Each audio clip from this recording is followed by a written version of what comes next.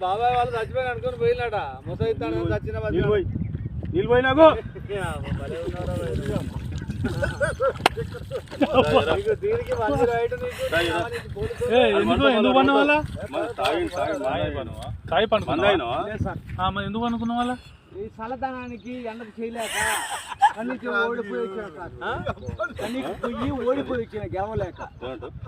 ఏం చేసావు 10 రోజుల నుంచి గణేట్ చేత నాతో గట్టించి నా కష్టం దోచుకొని గణేట్ రాయ్ నాకు అంటే డబ్బులు ఇచ్చారు కానీ క్షమ